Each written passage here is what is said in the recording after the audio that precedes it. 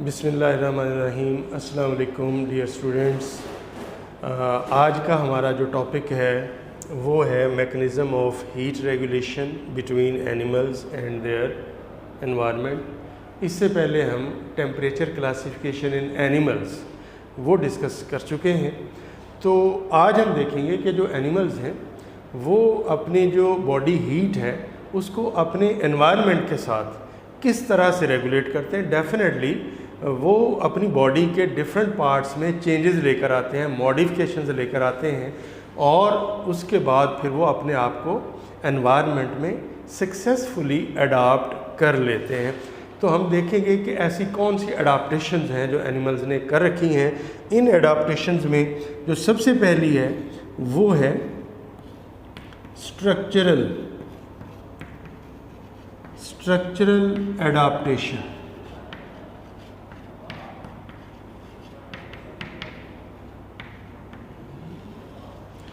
तो जैसा कि नाम से ही जाहिर है कि इसमें जो एनिमल्स हैं वो अपने बॉडी के जो डिफरेंट पार्ट्स हैं उसमें चेंजेस लेकर आते हैं। तो हम देखेंगे कि वो कौन सी अडाप्टेशंस हैं, कौन सी चेंजेस हैं जो वो स्ट्रक्चरली प्रोड्यूस करते हैं अपनी बॉडी में। सबसे पहली है long term change, long term subdermal fatty layer.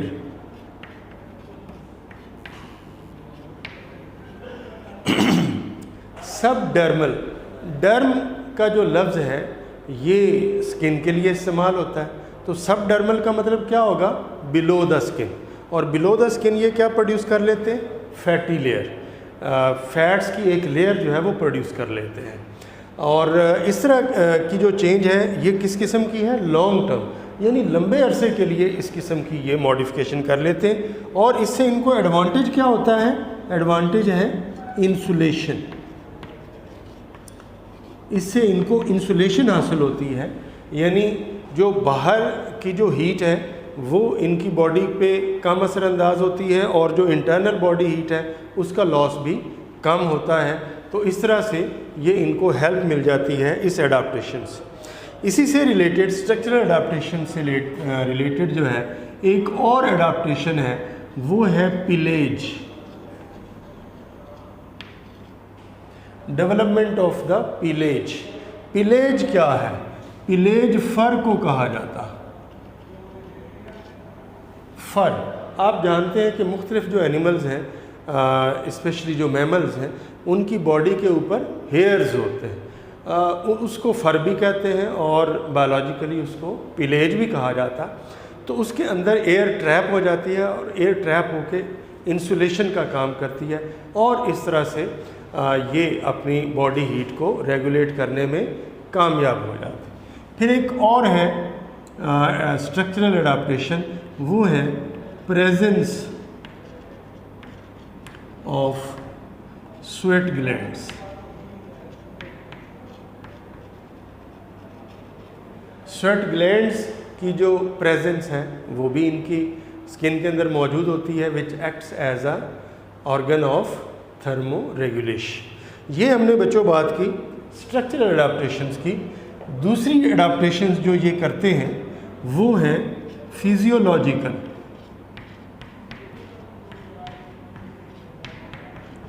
Physiological adaptations.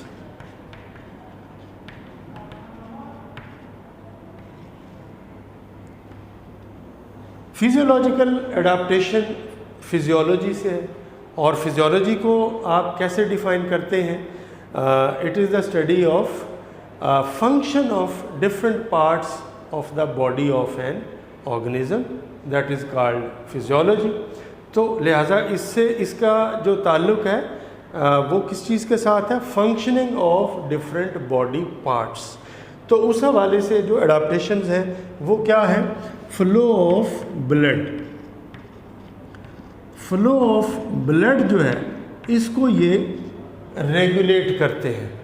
For example, अगर वार्म वेदर है तो ये जो फ्लो ऑफ ब्लड है ये हो जाता है टूवर्ड्स द स्किन, यानी जब गर्मियों का मौसम हो और बॉडी हीट ज़्यादा हो तो फिर क्या फिजियोलॉजिकल एडाप्टेशन होती है? The blood vessels which are carrying the blood toward the skin they are dilated, तो जो फ्लो ऑफ ब्लड है टुवर्ड द स्किन वो इंक्रीज़ हो जाता है ताकि वहाँ से जो हीट है वो डिसिपेट हो जाए। और जो कोल्ड है इसके अगेंस्ट अगर कोल्ड वेदर हो तो फिर किसकी तरफ हो जाता है? Towards internal organs.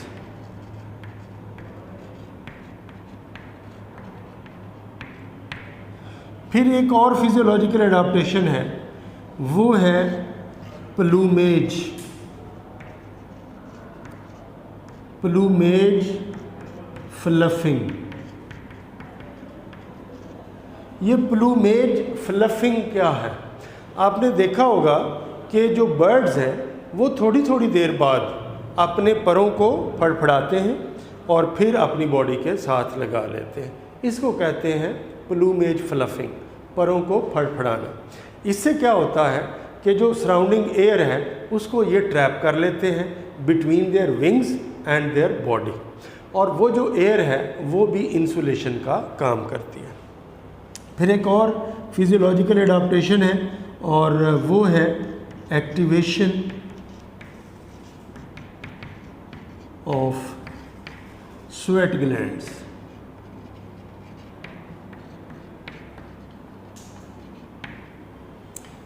Activation of sweat gland, मैंने आपको पहले भी बता दिया स्ट्रक्चर में इनके मौजूद होते हैं, लेकिन वो एक्टिव कब होते हैं? जब बॉडी हीट बढ़ जाती है तो फिर वो एक्टिव हो जाते हैं।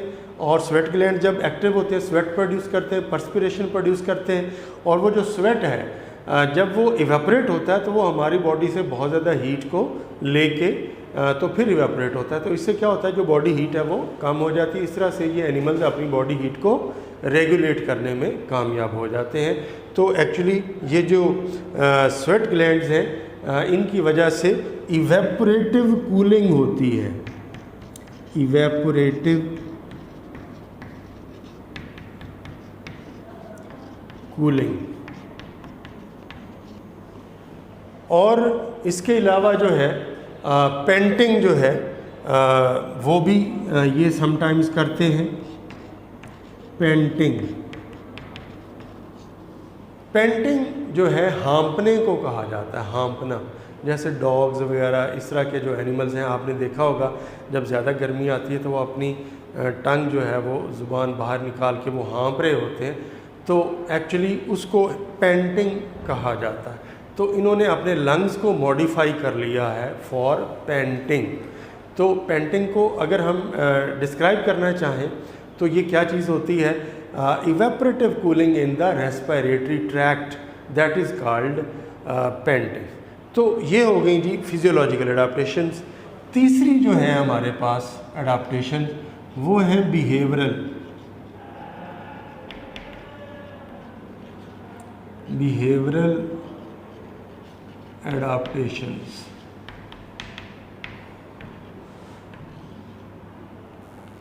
अब ये भी नाम से जाहिर है कि किस किस्म की एडाप्टेशंस होंगी, यानी जो एनिमल्स हैं वो अपने डे टू डे जो बिहेवियर है उसके अंदर चेंजेस लेकर आते हैं ताकि जो एक्सचेंज ऑफ हीट है between their body and their environment ये मिनिमल हो। मिनिमल का मतलब कम से कम हो। तो अब हम देखते हैं कि ये कौन सी बिहेवियरल एडाप्टेशंस हैं जो ये करते हैं। इसमें कुछ एग्जांपल्स हैं। फॉर एग्ज़ाम्पल इसमें स्क्विरल्स हैं। स्क्विरल्स जिनको आप गुलहरियाँ कहते हैं, जब मिड डे होता है, मिड डे